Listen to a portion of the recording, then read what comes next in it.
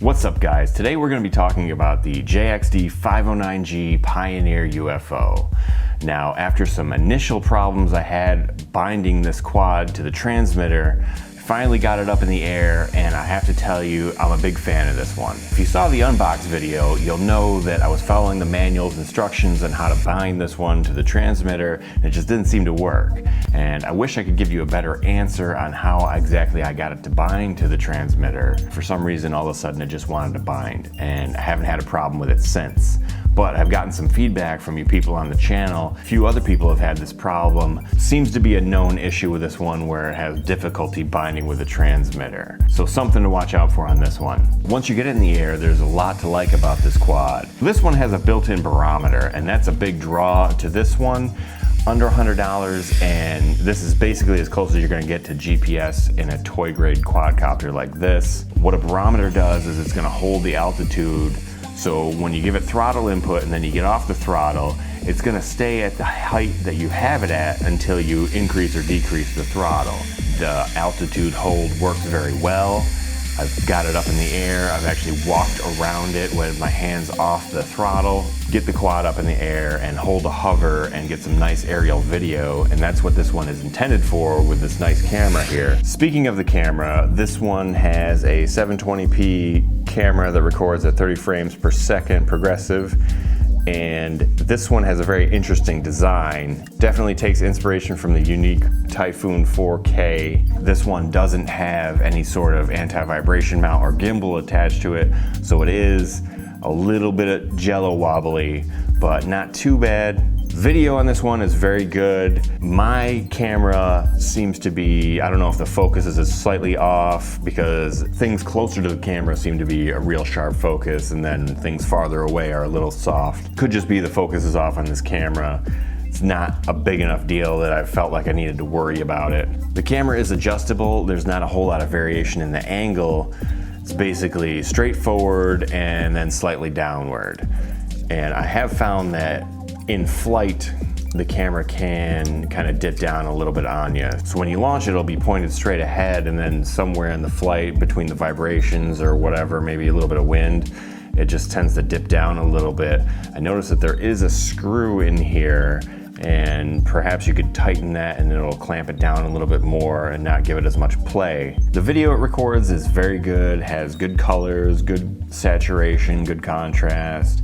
Struggles a little bit in the high contrast situations, but that could be said with basically all toy grade quadcopters with cameras. It seems to record in 3-minute clips, so if you forget to kill your video from the transmitter, you're not going to lose your entire file, you're just going to lose a 3-minute window. So that's obviously way better than corrupting your whole file. This one also has some interesting features on the transmitter. It's got the 1-key return button, and that's basically just going to make it fly backwards from the launch point. So it's not like a true GPS return to home, it's just basically fly backwards once you set the heading. You can turn the lights on and off from a switch on the transmitter.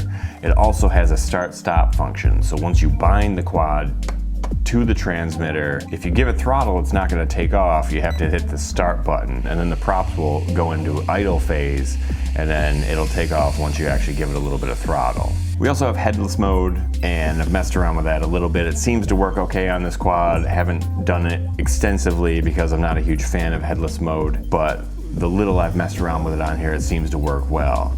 It does take photos and video, and there are dedicated buttons to each, and they're both labeled. All the buttons on the transmitter are labeled. That's a nice feature. You got your flip button, and one thing I will say about this one is it does super tight flips, and it looks really cool to watch this one flip around. It flips in all 4 directions, and the flips are so tight and so fast. It's really cool to watch it flip. There's a couple different rates on here. I have found that low rate is very adequate for most situations unless you're in overly windy conditions. Most of the time I just leave it in low rate and fly it around, get some nice aerial video. The yaw on it is fairly quick for a camera quad. Even in low rate, the yaw rate is very quick. I believe it's the same yaw rate throughout the different rates. Now let's get to the FPV in this quad. It's got a nice screen here that comes with sun hood. Sun hood works pretty well.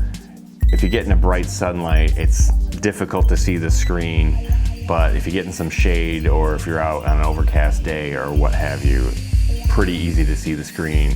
And the transmitter works pretty well.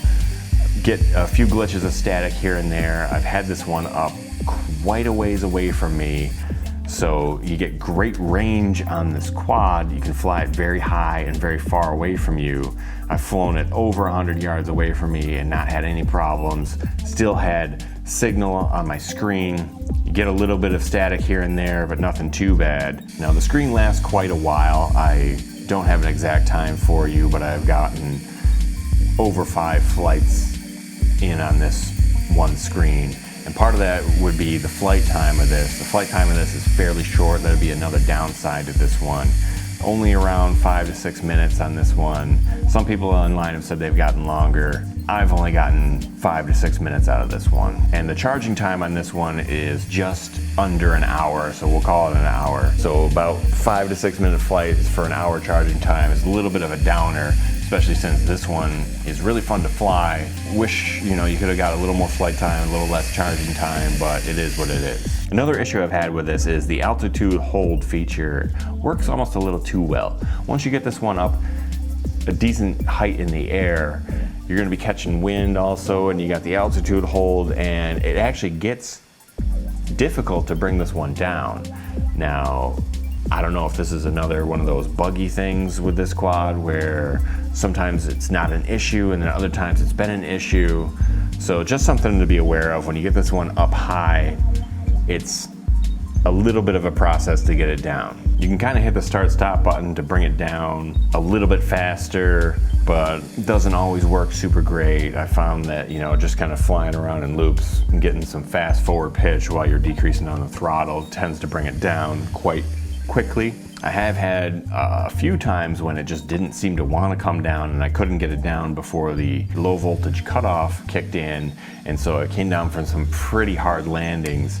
But it seems to land on its legs very well, and it seems to almost auto land. Another small issue is with the battery bay.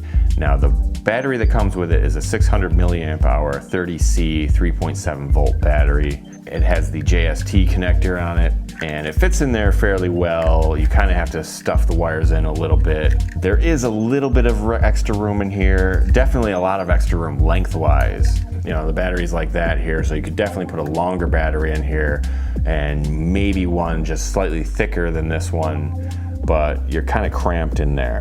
Now I have noticed that the Sky Viper batteries are also 650 milliamp hour batteries with the JXD connector, and I've used those in there and they work, but I got a low voltage warning the entire flight. Not exactly sure why that is, but it didn't seem to affect the flight performance at all.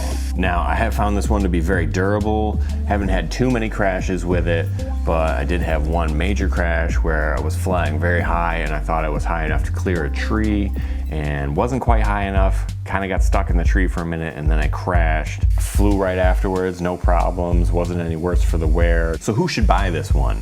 It seems like it would be a very good beginner quad, but the fact that it's somewhat difficult to get out of the air and to land it with the altitude hold function, I think you're gonna wanna have someone with a little bit more experience with this one.